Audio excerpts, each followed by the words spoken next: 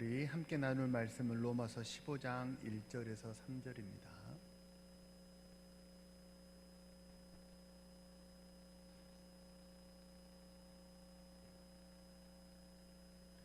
로마서 15장 1절에서 3절의 말씀,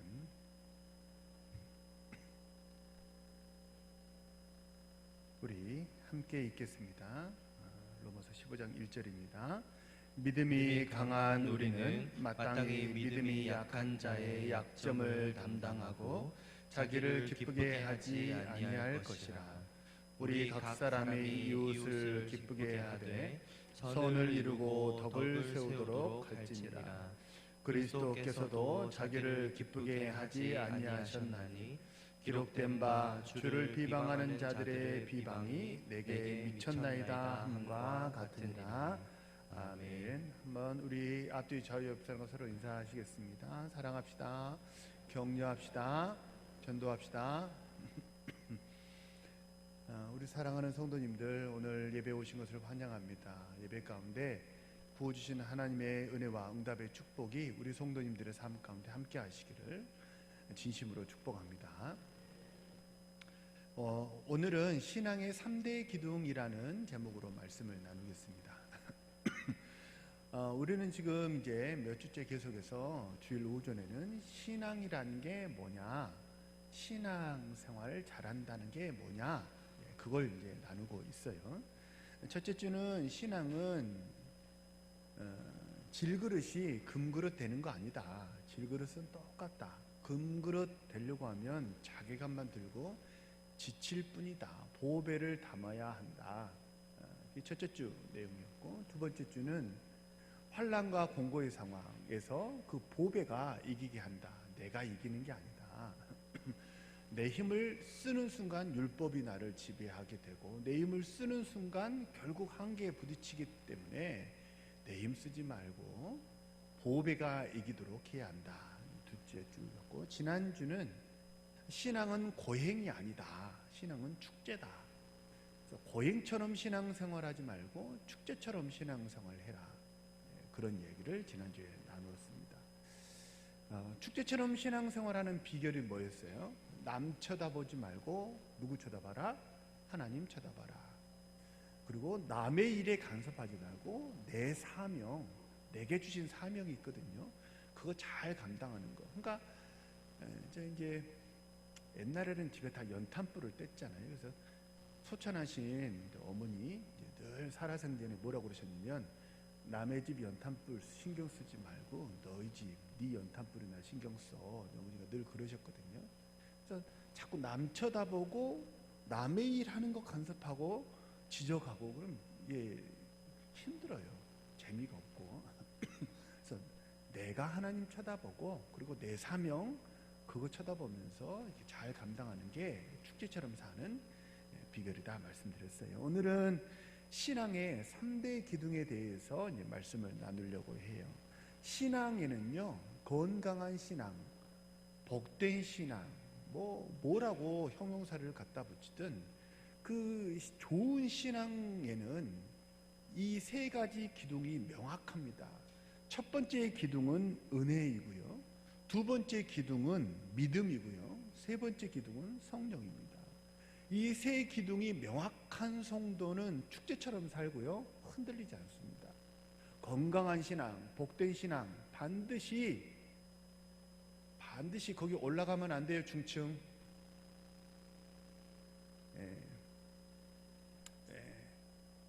유리에 올라가서 건강한 신앙에는요, 반드시 이 세 가지 기둥이 다 이렇게 이제 심령 속에 있다는 거예요. 자, 하나씩 살펴보면 그렇습니다. 신앙의 첫 번째 기둥은요, 은혜입니다. 은혜라는 말 우리가 많이 사용하잖아요. 은혜 받았다, 은혜를 끼쳤다, 은혜라는 말을 많이 사용하는데, 은혜라는 말을 어떻게 알고 계십니까? 문맥적으로 우리 한국인들이 은혜를 받았다, 은혜라는 말을 사용할 때는요, 되게 문맥적으로 살펴보면 감동받았다라는 그런 문맥에서 은혜 받았다라고 얘기를 해요. 감동을 받은 거죠. 근데 은혜라는 말의 본래 뜻은요, 하나님이 내게 오셨다라는 뜻이에요. 하나님이 내게 오셨다. 그게 은혜의 원래 뜻입니다. 근데 은혜 받은 것은 참 좋은 거잖아요. 근데 왜 좋냐면 내게 오신 하나님은 어떤 분이시냐면 복의 근원이시기 때문에 그래요. 복 보따리를 다 가지고 계신 그 하나님이 내게 오셨기 때문에, 우리에게 오신 하나님은 복 주시는 하나님이시기 때문에 은혜 받았다라는 것이 내게 좋은 일이 이제 있다라는 그런 효과가 생기는 거죠. 그래서 하나님이 내게 오셨다라는 말과 은혜 받았다, 또 축복 받았다라는 말은 사실 다 같은 말입니다. 하나님이 내게 오셨다, 은혜 받았다, 축복 받았다, 복 받았다, 다 같은 말이에요.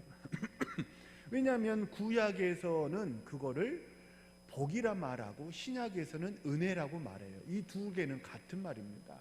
왜냐하면 은혜나 축복이나 그 근원이 누구예요?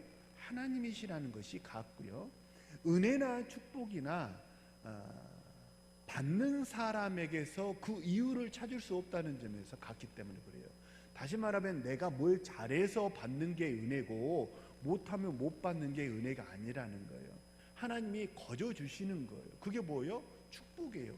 아브라함이 뭐 되게 잘했기 때문에 갈대아 우르에서 하나님이 아브라함을 픽하신 게 아니에요. 그냥 거저 주시는 은혜죠. 우리도 마찬가지예요. 우리가 아직 죄인 되었을 때 주님이 우리를 픽하셔서 우리에게 이런 은혜와 축복을 주지 않으셨습니까? 그러니까 은혜와 축복은 다른 말이에요? 같은 말이에요? 같은 말이에요. 근데 성부 하나님, 구약은 성부 하나님 시대예요. 성부 하나님은 어떤 분이세요? 복 주시는 분이세요.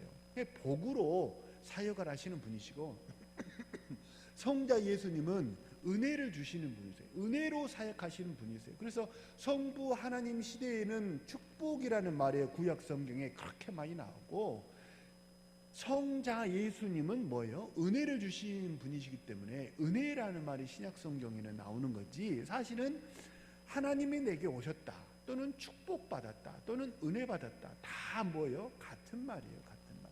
하나님이 받을 공로 없는 내게 주셨다라는 거죠. 자, 하나님이 오늘 이 시간 우리에게도 은혜와 축복을 예비하셨는 줄로 믿으시기를 바랍니다.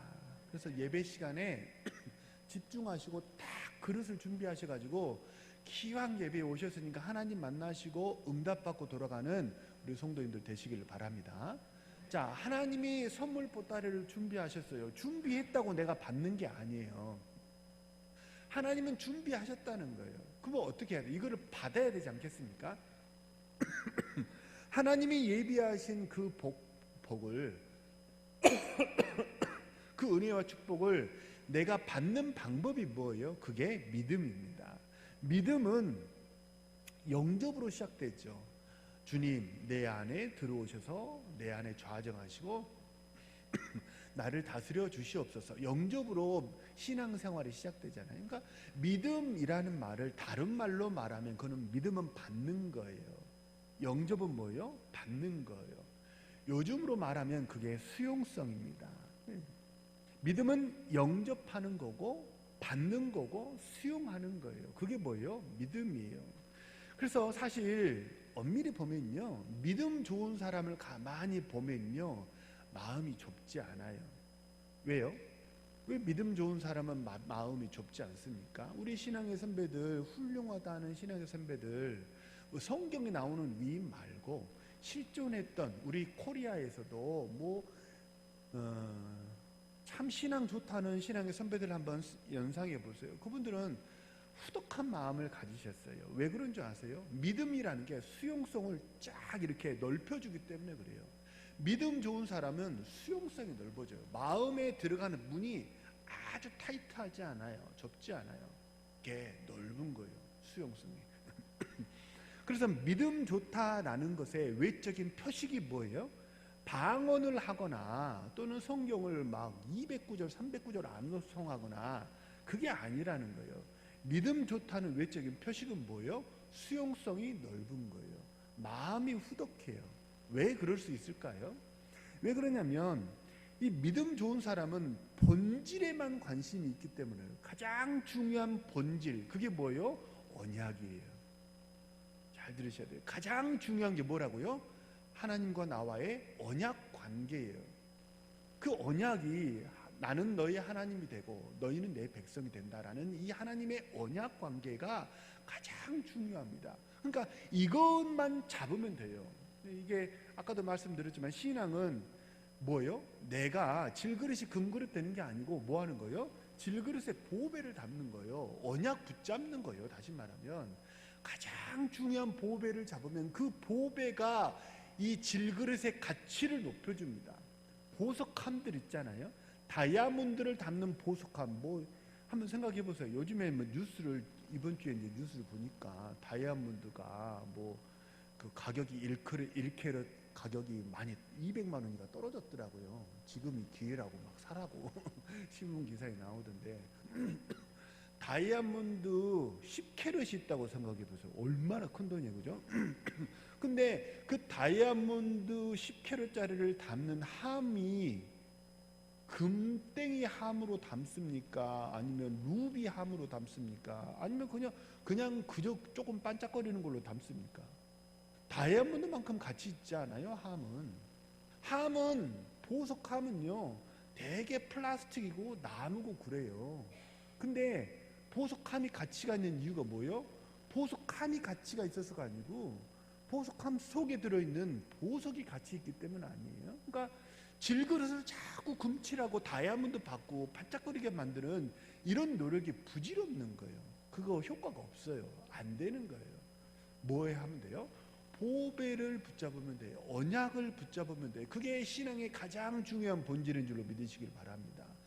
이것만 딱 잡으면 나머지는 어떻게 하신다고요? 보배가 이기게 하신다고. 그러니까 나머지 것에 대해서는 이쪽에 상관이 없는 거예요. 이쪽에 상관이 없어요. 왜요? 보배가 공급해 주시기 때문이에요. 그래서 가장 중요한 본질만 잡고 나머지에 대해서는 수용성이 넓은 거예요. 그래서 어떤 거예요? 사소한 일에 목숨 걸지 않아요. 음식이 국이 짜네 다네 아직도 그런 저 간 큰 남들 계신 건 아니잖아요, 그죠? 상관없어요.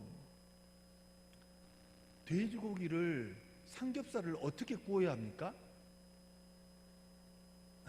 겉바속촉이에요. 겉바속촉 하려면 어떻게 해야 돼요? 삼겹살이니까 3번 뒤집어야 돼요. 그거 4번 뒤집으면 야단 받습니다. 어떤 사람하고. 저는 어떤 사람하고 밥 먹는데 삼겹살을 구워주는데 주로 제가 이제 막 고기를 굽고 이게 막 습관이 들어가지고 어디를 가든 제가 고기를 굽고 자르고 하거든요. 근데 고기를 삼겹살을 딱 뒤집었더니 4번 뒤집었다는 거예요. 그러면 안 되는 거예요. 삼겹살, 그것도 세고 앉았어. 삼겹살은 3번 뒤집어야 된대요. 그 어디서 그런 법칙이 나오는지 모르겠는데 그건 다 사소한 거예요. 삼겹살 먹고 나서 냉면 먹어야 돼요? 아니면은 된장찌개 먹어야 돼요? 누룽지 먹어야 돼요? 꽂히는 거 먹으면 다 먹어야 돼. 다 먹어야 되는 건 좀 너무 과하고. 제가 서울 와서 되게 생소했던 게 제가 제 고향 광주에서는 삼겹살 집에서 주로 누룽지를 팔아요. 후식으로 누룽지를 먹습니다. 그래서 제가 서울 와가지고 친구들끼리 만나가지고 오랜만에 삼겹살 집에 가서 삼겹살을 먹고 누룽지를 시켰어요. 제가 깜짝 놀랐어요. 저희 고향에서는 그러니까 후식이니까 딱 요만큼 주거든요. 서울에서 삼겹살 먹고 누룽지 시켰더니 이만한 뚝배기 주더라고요. 한 3명이 먹어도 될 만한 후식인데. 어쨌든 그래서 저는 바꿨어요. 된장찌개로. 그러다가 꽂히면 냉면 먹기도 하고 물냉 먹어야 돼요? 비냉 먹어야 돼요? 상관없어요. 그러니까 이런 게 다 뭐라는 거예요? 사소한 거라는 거예요. 사소한 거.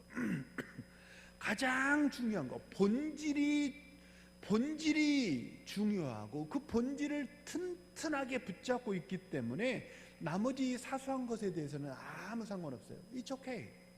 뭐 먹을래요? 아무거나. 사랑하는 모든 성도님들, 이 시간에 사랑하는 우리 예배하는 모든 성도님들, 마음의 문을 넓히는 우리 성도님들 되시길 바랍니다. 사소한 거 신경 쓰면 어떻게 되는 거예요? 그 돌불이 넘어지는 거예요. 사소한 거 신경 쓰면 반드시 돌부리에 넘어집니다. 따라서 한번 해볼까요? 죽고 사는 문제 아니면 힘을 줘서 하세요. 패스. 힘을 줘서 하시라고. 다시 한번. 죽고 사는 문제 아니면 패스. 아니, 죽고 사는 문제에 힘을 주라는 게 아니고 패스에 힘을 주라고. 상관없어요. 아무거나 상관없어요. 그죠? 위로부터 부어주시는 은혜와 축복을 내가 받는 유일한 비결이 뭐예요? 딱 그 하나님이 주시는 축복을 딱 받는 그 글러브. 그 글러브가 뭐예요? 믿음이라는 거예요. 믿음은 받는 거예요.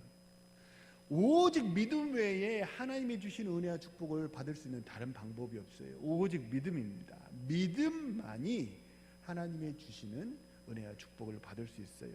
아브라함이 복 받은 것도 믿었기 때문이고, 이스라엘 백성들이 가나안에 들어갈 수 있었던 건 뭐예요? 하나님을 믿었기 때문이에요.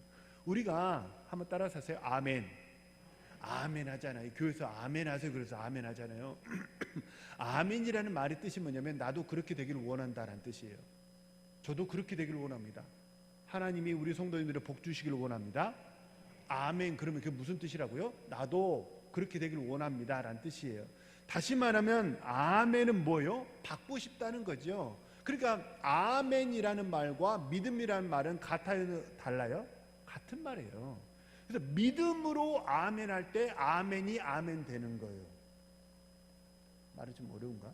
믿음으로 아멘 할 때만 아멘이 진짜 아멘이 되는 거예요. 맞죠? 그러니까 따라서 하세요 라고 했을 때 믿음으로 아멘 하는 성도님들 되세요. 그러면 어떻게 되는 거예요? 그 복을 하나님 내가 받고 싶어요 라고 하나님께 딱 손을 이렇게 벌리는 거예요. 하나님은 복 보따리를 준비하셨기 때문에 손을 벌리는 자에게 주시는 분이시거든요. 손 안 벌리면 줘요, 안 줘요? 안 줘요. 벌리셔야 돼요. 믿음 있는 사람이 복을 받는 거예요. 주님이 주시는 응답의 축복을 아멘으로 받으시고 믿음으로 받으시는 우리 성도님들 되시길 바랍니다. 신앙의 세 번째 기둥은 성령입니다. 믿음으로 은혜를 받고 나서 마음으로 다짐합니다. 내가 보배를 꽉 붙들어야지. 내가 언약 안에 머물러야지. 내가 수용성을 넓혀야지.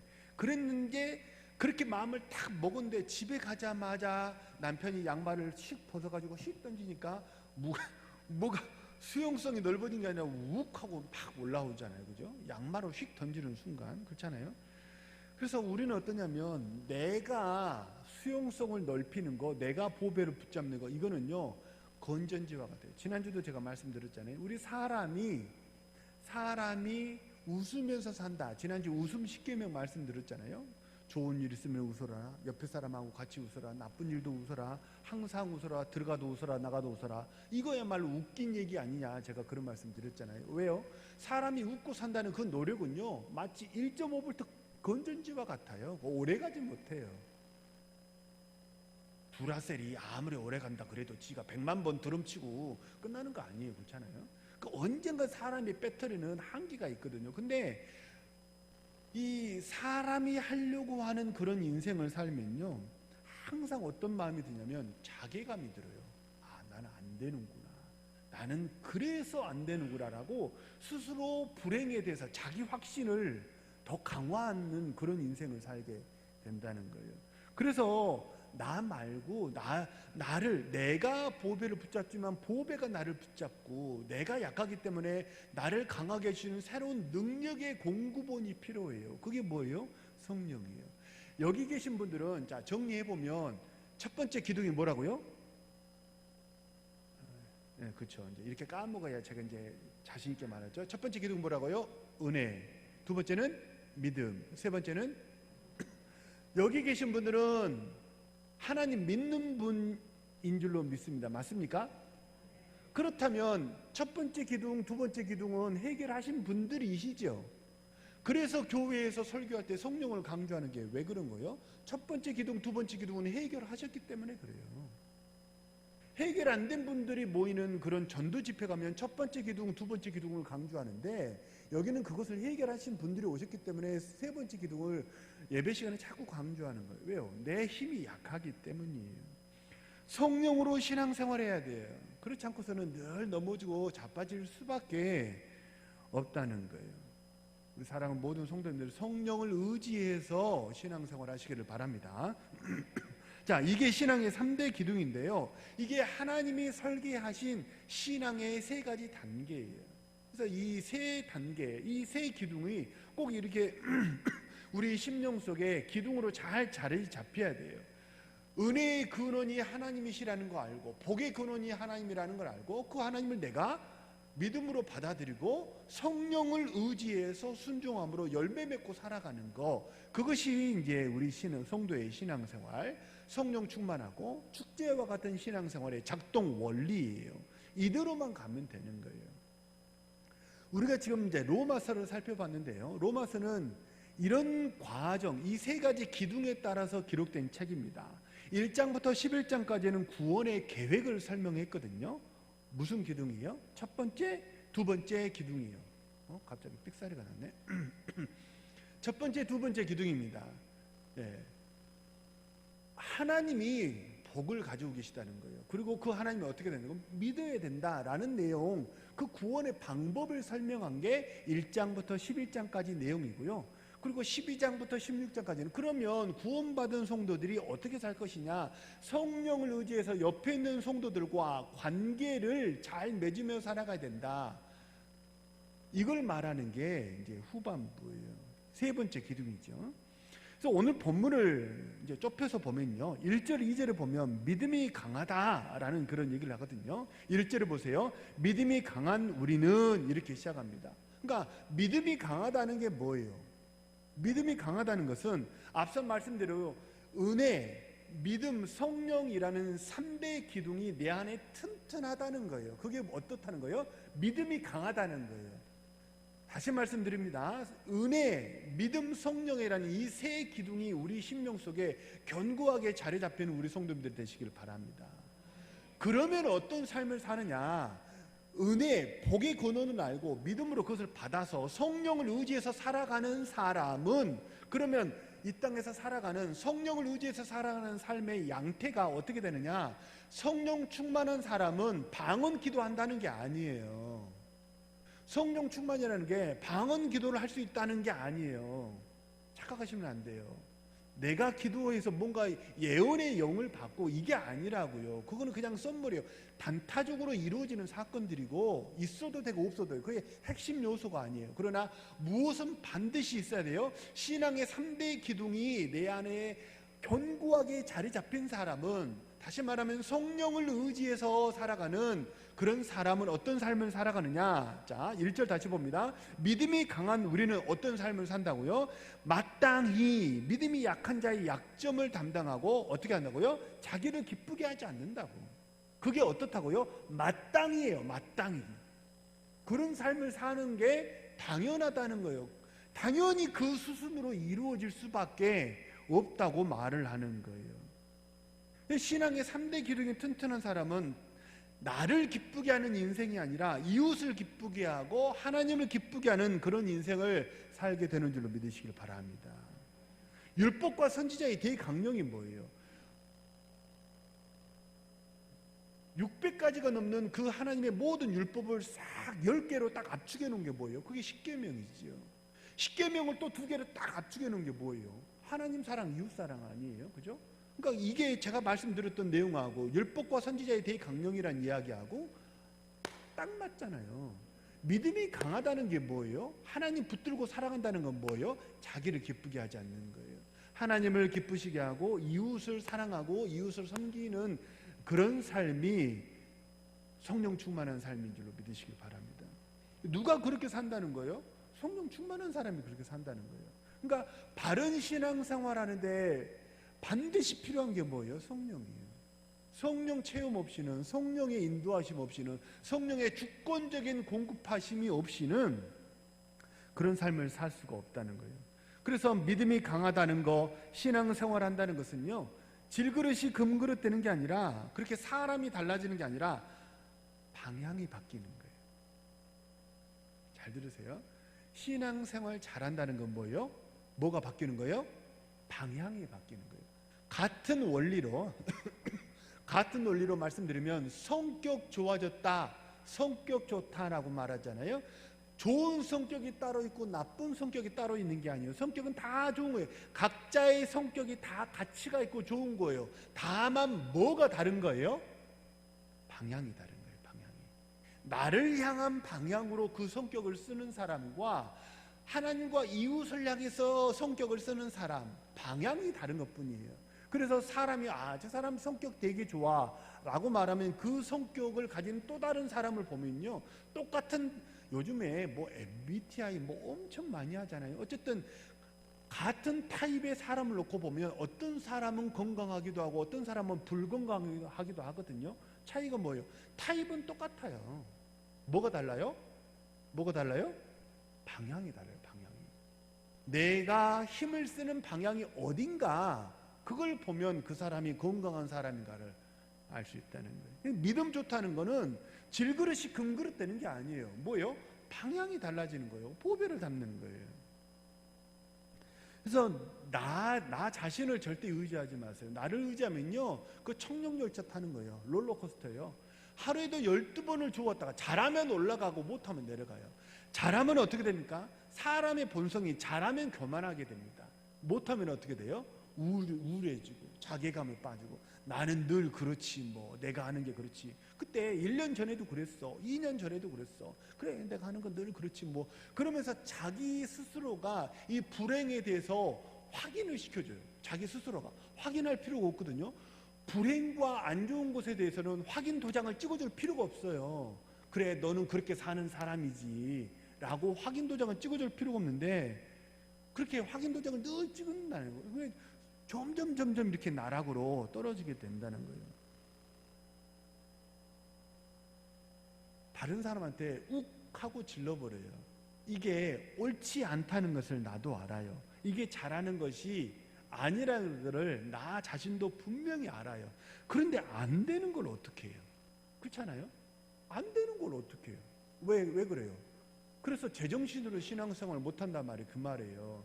사람의 성격으로는, 사람은 허물과 죄로 죽은 사람은 방향이 안쪽으로도, 그 방향이, 힘의 방향이 안쪽을 향하게 돼 있다는 거예요. 근데 이 힘의 방향, 물꼬를 바깥쪽으로 딱 이렇게 바꾸내는 것은 물리력으로는 불가능하다는 거예요.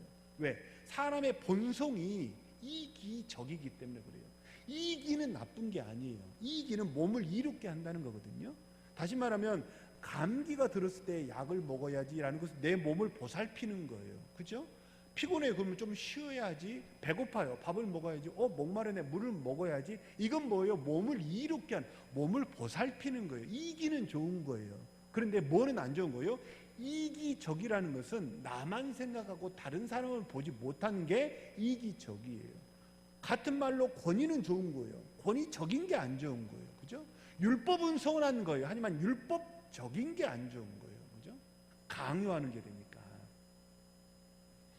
질러버리고 나서 그게 그렇게 하면 안 된다는 걸 알지만 그렇게 확 질러버리고 나서 시간이 지나면 마음속에 남는 거는 뭐밖에 없어요? 후회밖에 없어요. 내가 왜 그랬지? 괜히 그랬네. 왜 그랬을까? 로마서 6장의 바울의 고백이에요. 오호라 나는 권고한 사람이로다. 이런 고백이 마음속에 계속 왔다 갔다 하게 된다는 거예요. 자책하고 번민하게 된다는 거예요. 어떻게 하면 내가 엔진을 돌려가지고 물꼬를 내가 바꾸어서 내가 힘을 쓰는 인생을 살면 그렇다는 거예요. 그래서 그렇게 하면은 번민합니다. 자책하고 번민하는 인생. 요즘에는 잠 못 드는 밤을 이루시는 분들이 엄청 많잖아요. 옛날에 우리 아버지 세대는 배고라서 잠을 못 잤어요. 자려고 누우면 배에서 꼬르륵 소리가 나가지고 배고라서 우리 아버지 세대는 잠을 못 잤는데, 요즘 세대는 배고라서 잠 못 자는 법은 없어요. 오히려 배가 너무 불러가지고 소화제를 찾으면서 잠을 못 자는 경우도 있죠. 대부분 현대인들이 잠 못 드는 밤을 이루는 이유가 뭔지 아세요? 마음의 병이에요. 자괴감이 들기 때문이에요. 자책하고 번민하기 때문에 잠을 이루지 못하거든요. 그죠? 이 자책하고 번민하는 인생의 유일한 해답이 뭐예요? 성령이에요. 성령으로 발전기를 바꿔버려야 돼요. 내가 돌리는 발전기 이거 계속 돌리고 있으면 피곤하다는 거예요. 안 된다는 거예요. 성령을 의지해요. 내가 운전하면요, 그거 중심이 잡히잖아요. 잘하면 그만하고 못하면 우울해요.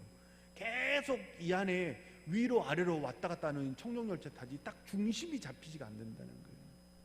금방 웃다가도 말 한마디에 상처받아가지고 어쩜 나한테 그런 말을 할 수 있어? 어떻게 저렇게 말할 수 있지? 금방 웃다가도 금방 얼굴이 휙 돌변해버려요. 그러니까 현대인들이 자꾸 애완견을 기르고 그 애견 뭐 좀 무슨 반려동물 이런 것에 빠지는 게 뭐냐면 사람과의 관계가 피곤하기 때문 아닙니까? 그죠? 그러니까 금방 방금 전까지 웃으면서 이야기하는데 말 한마디에 그냥 휙 얼굴이 돌변해가지고 지리밭이에요. 어떤 것에 걸릴지 모르는 거예요. 그러니까 서로가 피곤하니까 아예 안 만나버리는 거죠. 더군다나 코로나를 지나면서 사회적 거리두기 그러면서 거리두는 게 합법화가 돼버리니까 그렇잖아요. 그래서 이 우리 집에 가면 이 멍멍이들은 언제나 내 기분이 좋든 안 좋든 언제나 꼬리펠라를 흔들면서 그렇잖아요. 언제나 꼬리펠라를 흔들면서 나에게 다가와가지고 나를 반갑게 맞아주고 충성스럽게 나를 대해주니까 사람보다 에너지가 덜 들죠. 그러면서 오히려 대인관계에서 우리 성도들이 그 문제를 풀어가는 지혜와 힘을 점점점 더 잃어가는 것 같아요. 사실은 그렇잖아요. 옛날에는 다 이렇게 우리 아버지 세대는 어려운 점이 더 많았지 덜 적지는 않았잖아요. 그렇죠? 그래서 금방 웃다가도 말 한마디에 상처받고 우울하고 싸우면서 질러버리고 그러고 나서 어떻습니까? 번민하고 멀리 있는 사람은 좋아 보여요. 그래서 SNS를 요즘 하잖아요. 인스타그램, 페이스북 다 뭐예요? 멀리 있는 사람하고 잘 지내는 거잖아요. 근데 공통적인 양태가 뭔지 아세요? 가까이 있는 사람하고 못 지내요. 가까이 있는 사람이 복의 통로인 줄로 믿으시길 바랍니다. 하나님의 복이 누구를 통해서 와요? 가까이 있는 사람한테서 와요. 멀리 있는 사람 통해서 온 게 아니에요. 근데 가까이 있는 사람하고 잘 지내려면 에너지를 많이 써야 되고 이런저런 신경전을 벌려야 되니까 힘드니까 가까이 있는 사람은 별로 이렇게 좋아 보이지 않아. 그리고 멀리 있는 저 누군가에게는 굉장히 호감이 가고 좋아 보이고 이런 신기루 속에 많은 성도들이 마음을 잃고 있다는 거지. 그 한마디로 말하면 뭐예요? 그게 마귀 장난감 되는 거예요. 마귀가 상황과 감정으로 장난치는 거예요. 가까이 있는 사람하고 잘 지내시기를 바랍니다. 아멘. 우리 한번 옆에 사람 한번 보세요. 제가 잘하겠습니다. 옆에 사람 한번 인사하시죠. 제가 잘하겠습니다. 또 어떤 사람은 또 제가 잘하겠습니다. 그러니까 당연히지. 당연하지. 그걸 이제 깨달았어? 제가 잘하겠습니다. 그러면 이제 상대편도 어떻게 해야 돼요? 저도 잘하겠습니다. 그런데 제가 잘하겠습니다. 그렇지. 그럼 그래야지. 성령 충만하시길 바랍니다. 성령 의지하시길 바랍니다. 그러면 뭐가 잡혀요? 중심이 잡혀요. 핵심 언약 속에 들어가는 하나님과의 언약 속에 들어가면 그 언약의 물줄기 속으로 딱 들어가면 중심이 잡히는 그런 인생 살게 될 줄로 믿으시길 바랍니다. 언제나 내 힘 의지하지 마시고 성령 의지하는 우리 성도님들 되시길 바랍니다. 조금만 더 들어가 보죠. 그럼 2절을 보면요, 우리 그러면 약한 자의 약점을 담당하고 자기를 기쁘게 하지 않는다는 게 뭐냐? 2절에 보면 좀 더 구체적으로 말하는데 우리 각 사람이 이웃을 기쁘게 하되 어떻게 하는 거예요? 이웃을 기쁘게 하는 게 뭐예요? 첫째, 선을 이루고 둘째 뭐 하는 거예요? 덕을 세운다라는 거예요. 여기서 선이라는 것은요, 커피 한 잔 사주고 무거운 짐 들어주는 그런 선행이 아니에요. 성경에서 말하는 선은 뭐예요? 이게 도덕에서 말하는 선과 좀 달라요. 성경의 선은 헬라어로 아가도스, 구약의 히브리 말로 하면 토부, 뭐예요? 하나님이 뜻이 이루어졌다는 게 토부예요. 창세기 1장에 보면 천지 창조하시고 하나님이 보시기에 좋았더라 그러잖아요. 왜 보시기에 좋았어요? 하나님이 말씀하신 대로 그대로 이루어졌기 때문에, 그래서 뭐예요? 보시기 좋은 거예요. 다시 말하면 선이란 뭐예요? 하나님의 뜻이 그 사람 가운데 이루어지는 거예요. 그게 뭐예요? 선이에요. 덕은 뭐예요? 덕이 되게 재밌는 말이에요. 덕이라는 말이 헬라어로 오이코도메거든요. 오이코도메인데 이 오이코도메는 오이코스라는 말에서 파생되어 나온 말이에요. 오이코스는 뭔지 아세요? 요즘 뭐 혹시 한 번쯤 들어보셨나? 전도하는 교회에서 전도하는 프로그램에 오이코스 프로그램이라는 게 있거든요. 그게 뭐냐면 집이란 뜻이에요. 집. 오이코스는 집이에요. 그러면 오이코스에서 파생되어 나온 오이코도메는 뭐냐면 건물이란 뜻이에요. 건물. 그러면 덕을 세운다라는 말이 무슨 뜻이에요? 건물을 세운다는 뜻이죠. 그러면 성경에서 건물을 세운다 그러면 어떤 구절이 확 이렇게 연결돼서 생각이 나세요?